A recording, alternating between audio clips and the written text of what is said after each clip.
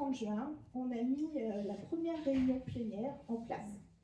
Donc, dans cette réunion plénière, il y avait 12 habitants. Vous savez que dans les conseils citoyens, il y a 2 collèges, voire 3 hein, à l'époque. Donc, il y avait 12 habitants, dont 5 tirés au sort. Voilà, les 5 qui avaient accepté de rejoindre le conseil citoyen.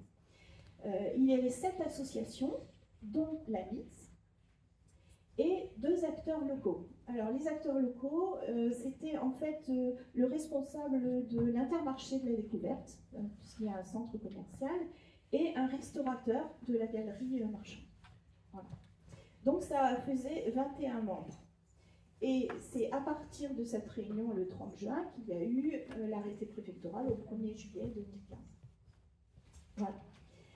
Tout ça pour vous dire que lors de cette première réunion, nous, en tant que, puisqu'on avait été présupposés animateurs et porteurs, voilà, on a mis ça au vote. On a mis ce fait-là au vote. C'était un des souhaits de la MITS.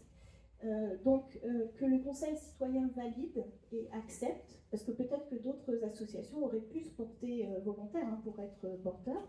Donc, on a mis au vote à la fois le portage et à la fois l'animation.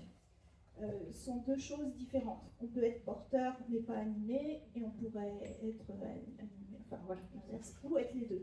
Et en l'occurrence, ce qui a été voté par la majorité au Conseil citoyen, c'était le fait que la MITS serait porteur et animateur. Voilà. La deuxième chose qu'on a souhaité au niveau de la MITS, c'est que, et pour moi, puisque c'est moi qui étais en charge de l'animation, c'est pas possible d'être à la fois animateur et représentant d'une association. Pour moi, c'était pas compatible. Il faut vraiment cette posture de neutralité. Alors, neutralité, c'est facile à dire, c'est pas toujours facile à faire, parce qu'on a forcément un avis, voilà, on a forcément des idées, mais il faut être conscient de ne pas les mettre en avant et d'essayer de laisser, voilà.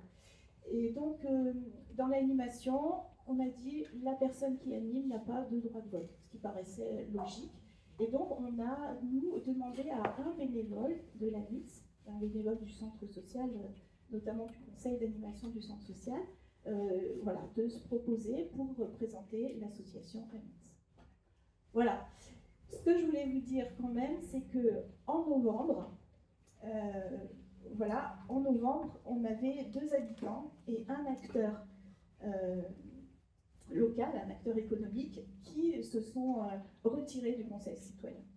Et pourquoi? Parce qu'en fait, la première réunion de septembre, on tâtonne, hein, c'est ce que je vous disais, et je rejoins tout à fait ce que disait Madame Ferret tout à l'heure, c'est-à-dire comment on vulgarise et comment on permet aux personnes de s'approprier tout ça. On a travaillé sur les 4 piliers du contrat de ville. Alors, les 4 piliers, quand on les annonce, c'est pas très fun. Alors, je vais vous dire, cohésion sociale, développement de l'activité économique et de l'emploi, cohésion urbaine, cadre de vie, renouvellement urbain, valeurs de la République et citoyenneté. Voilà. Alors forcément, ici dans la salle, ça parle à tout le monde, y compris aux conseillers citoyens qui sont là, puisqu'on a tellement travaillé ces sujets-là. Mais je peux vous dire que quand on a des habitants qui sont nouveaux dans comme ça, une instance, qui n'ont pas forcément l'habitude de travailler ensemble, voilà, on leur annonce les 4 piliers, ben voilà, maintenant vous allez travailler là-dessus. Ben, c'est pas vendeur. Hein. Donc, et là, du coup, on a revu complètement avec Isabelle Malga, même si on avait pris la précaution de présenter ça de façon qui nous semblait la plus simple possible, quoi. Vraiment en étant attentif aux termes, etc. Et on s'est dit, de toute façon, il faut faire autrement. Je ne veux pas être trop longue, hein, voilà. Donc, à partir de ce moment-là, vu le retrait de certaines personnes, alors l'acteur économique, c'était pour un problème simplement de délocalisation. Il délocalisait son activité économique, il n'était plus dans le cadre du QPV, donc voilà, il n'y avait plus de sens à ce qui reste. Et on s'est dit vraiment, on a un travail à faire d'appropriation, de décryptage, je ne sais pas, mais vraiment de pédagogie, enfin d'explication.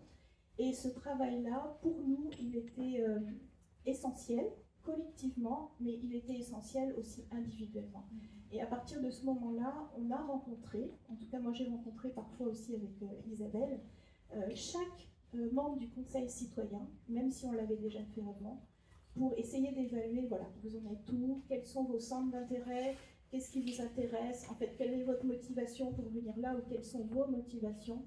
Et à partir de ce moment-là, on a pu commencer à travailler, mettre en place des commissions, et voilà, rester centré sur l'intérêt des personnes.